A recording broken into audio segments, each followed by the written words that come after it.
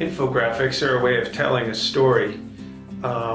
It's taking information, it's taking content. It could be a white paper, it could be a newspaper article, it could be facts, it could be figures, it could be information from the CDC, it could be information from a tech company, it could be information from an oil company, it could be information from anywhere. It's taking information and putting it in a graphical format. Let me show you some examples of good infographics and not so effective infographics. Looking at the content first. Over here we have the Word document. We're going to first populate this with all the text, all the content first. We're going to kind of rough the content together. This is the title that the writers and editors provided. So what I do is step one, transfer all the information over step by step. We're going to revisit the actual content later. We're going to make it pretty and everything, but first thing we want to do is grab all of the content and sort of assemble it, put it into position. I kind of sort of play around with the sizes and approximate where these pieces are going to be going. But this is step one, putting all the rough content together. Okay, so we have the content, the text all put together, all kind of roughly laid out here. You can see it here. It's a lot of text. So what I do now is I sort of standardize the fonts that I use. So I'm going to select all. On a Mac, it's Command A. And I'm going to go over to my fonts. And I like using, there's several fonts I love using for primary fonts. Usually Proxima Nova has a really cool family line of fonts. You can go all the way to black down to thin. So I go to regular, and I'm going to standardize these. So then I go over to paragraphs, and I'm going to put space between paragraphs like this. And make sure everything, hyphenation is off. You can see how it kind of clicks on and off over here. So this is standardizing the fonts. That's the next step here. And then I'm going to start roughing in, like, making the headline larger, the section heads being larger, and I'm going to make sure that they're consistent. But that's the next step, is sort of standardizing the fonts and kind of, so let's just call that step two. It would be creating a personality in the infographic. So a personality would be colors, it'd be fonts, it'd be the look and feel for this. What I like to do is go up to Document Setup, Edit Artboards, drag this up a little higher so it gives me a little more space. Just so you have space to spread things out across the infographic. And what I do is I start at the top. Let me zoom out a little bit over here. Okay, so I put the sponsored thing over here, up at the top. I put this up here. And I start my personality. I create the look and feel based on what the subject matter is. So in this case here, we have high performance computing in the cloud for life sciences takes off. So there are a lot of things you can do with this from a design perspective. We could take, for example, high performance computing as a keyword, paste that in place here and work off of that. And then we could have in the cloud, we could have that as a secondary one, sort of like a subheading, if you will, like that. There's a lot of things we can do with fontography and type, but what I'm going to do here is sort of simplify it, because this is one long running sentence. And I might even actually use the same font family. What we don't want to do is have a whole bunch of different fonts. So for example, Proxima Nova, we could work in that family. That's the benefit of having a font with a lot of different variations of the font. We could go thin, has a certain look to it. We could have black. So I'm going to go with an extra bold, and I'm going to make this a little larger, like this. So it kind of has an easier flow, an easier read. I'll reduce the leading a little bit and kind of work off of that.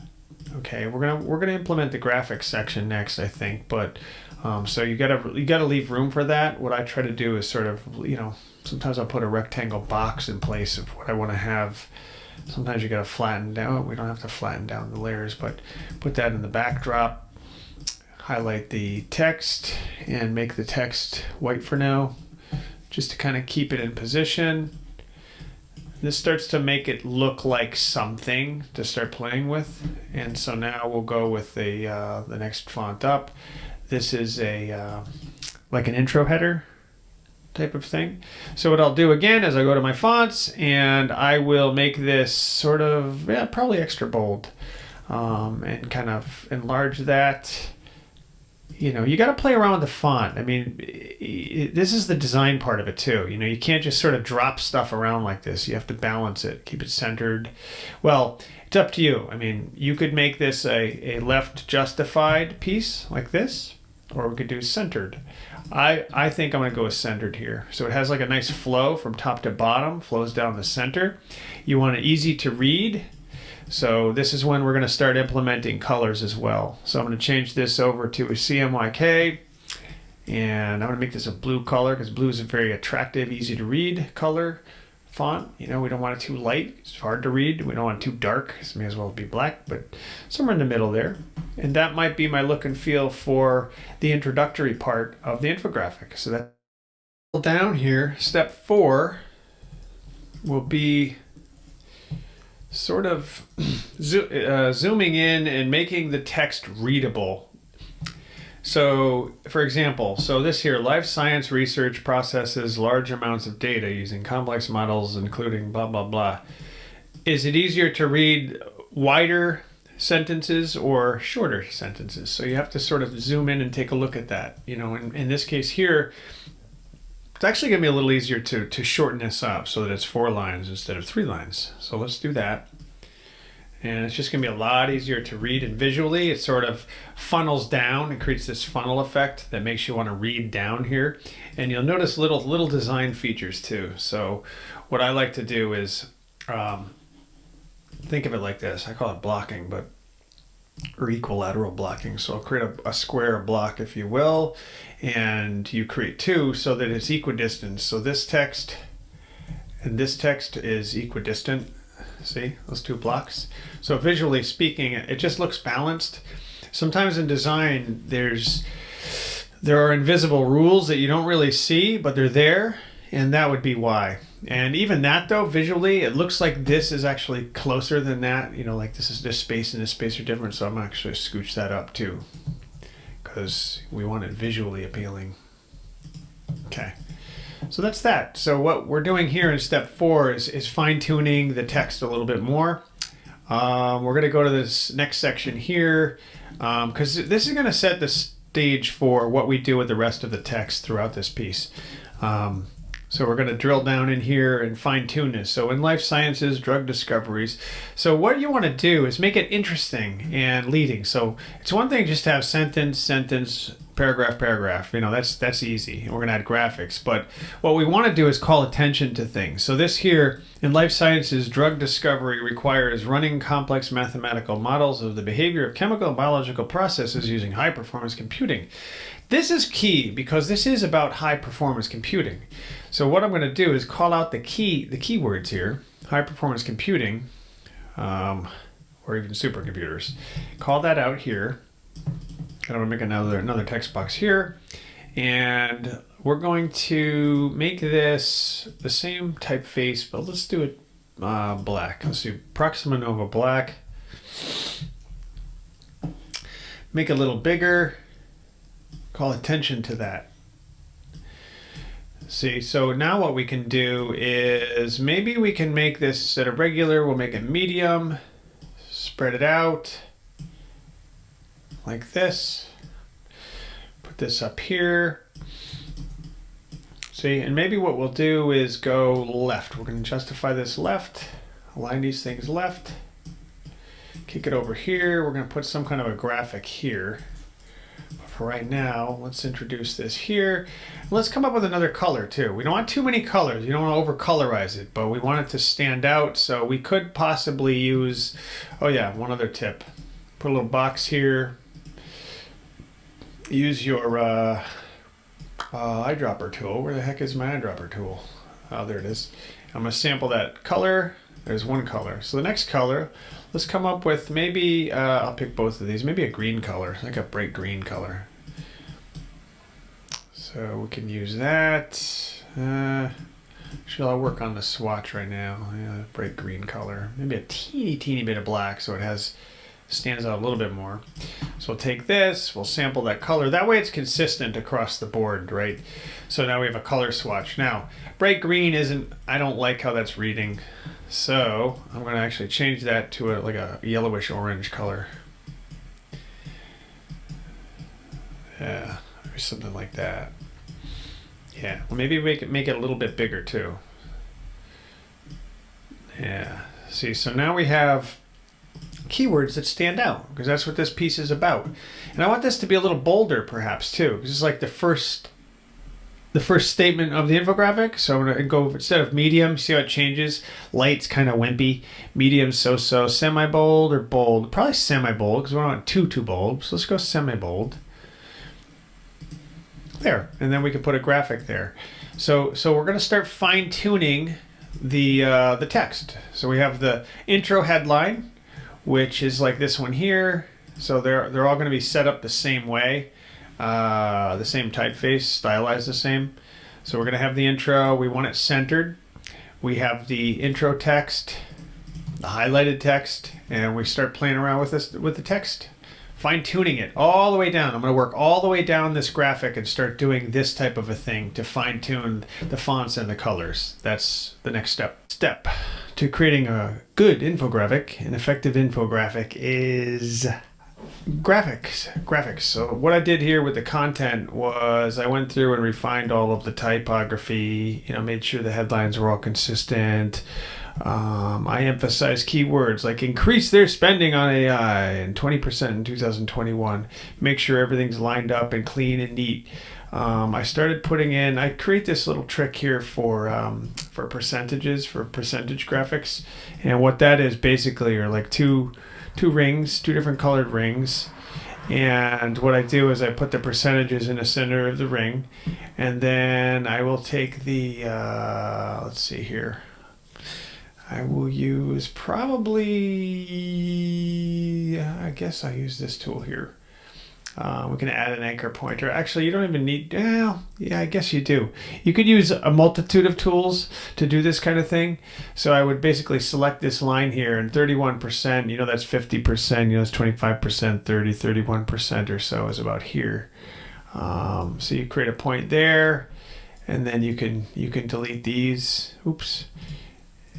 To make a graphical pie, like that. So same with the, actually you could also use the scissor tool. I was looking for that. Where the heck are the scissors tools? Sometimes they're hiding in here. You have to look sometimes within the, oh there it is, scissors tool. See, it was hiding on me.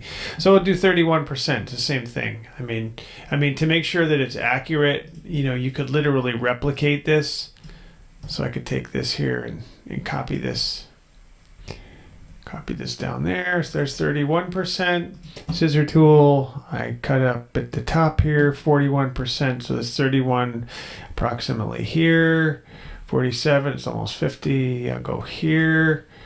And then I'll take this direct selection tool and cut out the pieces like so. There, and that kind of makes a neat, tidy little pie, if you will. No, it's not a pie. I guess I'd call it a. Well, it's just a graphic. It's a percentage graphic. And sometimes what I do is I take the line, the overlapping line here, and I go over here to line size, and I up the weight, so it kind of overbears the back gray. See, it kind of stands out. And I did a few more of those down here. I'll show you where I organize the content. So I'll go through this first and I'll do some of these basic cleanups with graphics like this. So again, with 71%, here's 75%, 71%, 48%, it's almost 50%. So we'll go here. And there is an actual tool that you can use. Oops, I don't do that. There's an actual tool you can use for pies, for charts, graphics. But these are graphical representations, so you can kind of get away with it eyeballing it after you've been doing it for quite some time. It's pretty easy actually. But see, that just adds a graphic element to really call out the percentage. So that's a fun way of doing that. Down here at the bottom, we have a message from the sponsor. I'll get to that section by section later. So now I go through and I make these cool little cleanup things. Sometimes what I do to break up the content is I call it blocking, color blocking. So like this one here for 2021 55% is I'll make a rectangle, and I will color it like in one of our key colors. I did change this back to green, by the way. The more I played with it, the more I kind of liked the green, but it's personal preference. So now in Illustrator, you can take these little corner things here, these corner graspers, and you can change your corner radiuses. But see, I'll do that and see what it does. It sort of breaks it up section by section. And then I'll probably put a little icon, draw a little icon there, but I'll change this text to white. And just so it's a little more visible, I'm going to change that to bold, like that. Mission critical, that's hyphenated, but that'll jump to the next line, which is fine with me. So these are the basics. I cover the graphics section, the graphic basics first. And then what I do is I start putting together, I did this earlier, is I start drawing things like for example, if we want analytical tools, AI, you could start drawing little graphics, start putting together actual graphics and icons and things. But what I did was I created this whole slew of graphics over here. These icons that you can use throughout, started placing. Some of them are royalty-free graphics, but some of them I create, and I put them over here on the side, kind of free sketching ideas, dealing with research and high-performance computing. So I put that all over here on the side, and then as you can see, we'll make use of that. I have a lot. I actually went a little overboard here, but I wanted to make sure it was really good. But listen, that's the difference between a good infographic, an effective infographic, and sort of a lame infographic. Because lame infographics are really hard to read. So you got to put the work in. You got to put the creative energy into this because it's going to have a profound effect on how people engage in the infographic, which is very, very important because you want them to read it. You want them to absorb with this content. Even me saying this as I'm talking about it, centering this, making sure that it's balanced. So that's the next step. So now what I'm going to do is I'm going to start going in here and grabbing relevant pieces that I've drawn or created for this piece here. So like in life science, we're talking about high performance computing. We want to read the data and we don't want to necessarily add percentages on it, but we need something to make it visually interesting. So I'll take this graphic, for example, of this high performance computer, which is really like a database. I'll put that over here, right? This one here talks about artificial intelligence. So I created this little bugger over here. Where are you? Where is I had an AI graphic. Yeah, that's the other part of the problem is me getting lost in my own work. But here it is. Here's an AI graphic. I created over here.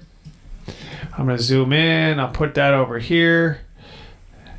And just kind of start playing around and noodling around with some of the graphics that I created over here. Important requirements for researchers. So now I'll start assembling the graphic pieces. One of the things I love to do with these graphics is to create sort of a really artistic take on the graphic subject. So this is high performance computing.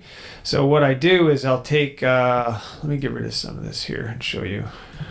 Let's see, is I take screen grabs of some royalty-free graphics that have to do with high-performance computing. And what I'll do, let's see if I found one. Oh yeah, here's high-performance computing. Is I'll drag that in here and zoom out. This is going to be a huge photo. You also have to be careful of file size. That's why I make sure that I always try to use vector-based graphics so that I can make a nice small file size. But sometimes what I like to do is this. So I'll put this over approximately over here and zoom in a little bit and show you. And then I'll paste a box. Oops. And put this in back. Okay, so I'm going to copy this box. Command C on a Mac. And now I'm going to grab these two items here and I'm going to do Command 7. and see how it clips it. And I'm going to put that in the background. And I'm going to paste that box that I created before. And I'm going to use the same colors that I used for my template before, except what I'm going to do is I'm going to darken this baby up right like this right here. Okay, add a little yellow to it. Okay, so now you're like, that doesn't look very good, does it? But so what I'm going to do is I'm going to use this tool right here, this transparency tool, and I'm going to drag this opacity down so that I can see the background. You know that it's high performance computing. And now I'm going to grab both elements, send to the back, and voila, there you go. So I like to do that. Sometimes it adds some interest, some visual interest. And now I start noodling around. So now I'm going to go through this slowly, meticulously, and start putting some of the artwork together. Here, the background image, I ended up changing that from earlier to something more high performance computing in the cloud. So I drew a cloud background with a high performance computing inside the cloud. Kind of has a cool theme to it. So then scrolling down through the graphic, you can see we have some graphics for high performance computing. And you see how it has a flow to it. So what I ended up doing is lining it up left. Originally I wanted it centered, but it has a flow. So it starts up top, and then it flows left. You read through it. We have an AI graphic. We added a few little splash graphics here. This talks about cloud, so I drew a little cloud here. This one here, break up the content with something to do with AI. And again, sometimes it's not too literal, although you do want it to be subject related. But you see how we can balance the two pieces of content between the two. And what I decided to do was emphasize this. If you go back to the content document, this chart here, this bar chart, this horizontal bar chart, 10 to 20% increase in spending, less than 10%. It's just kind of boring, and it's really hard to figure out what's going on, higher than any industry. These two graphics, pretty much the same. So it would have been a really long graphic, a really boring graphic. So just extracted these key points out from each of those. So hopefully the client's okay with that. So then moving along down through it, I like to create it in sections like this too, because see, it breaks it up into chunks. So this is like the opening section, and then this section here has some cool little percentages in it. Broke that up into a colored box section. In fact, I'll do a little bit of an overlap here, kind of go halfway through. Little call out here. I thought a cool little graphic here talking about migration, so migrating data into the high performance computing world. So created a graphic for that. And then over here, created a section. We have 1, 2, 3, 4 chunks of data to kind of surround a high performance computing graphic. So I put that there. Next section down here, all I did was, again, I created a high performance computing section with a couple of these new graphics I created earlier. And then the closed section tells a story. Think of it like a picture book, a storybook, where we start with a headline, which again, everything's lining left, the headlines anyway. And it tells a story. It flows from here around and around and around and around to the message from the sponsor. And then when they click here, I'm going to program in the hyperlink so that when you click on it, it'll be ready to go. So that's a lot of data. If you remember here, we had a ton of data. And, you know, again, a really good infographics job is to take this data, this content, and make a really good story out of it. So that's what I think we came across with here. We're going to share this with the client and see if they have any changes to make. Usually they just have a small handful of little edits and tweaks. And then, we're off to the races. So what I'm going to do is save this. And in Illustrator, you have to be really careful because it takes a long time to save sometimes. See up here on the top right, there's like this little wheel, this little time wheel. You have to make sure that finishes, because if you don't, and then you go to do what I'm about to do, which is save this, you do Command-Shift-S as a file save. And I will save this as a PDF document. If you didn't let that finish before, you lose everything from what I'm about to do, which is in a PDF.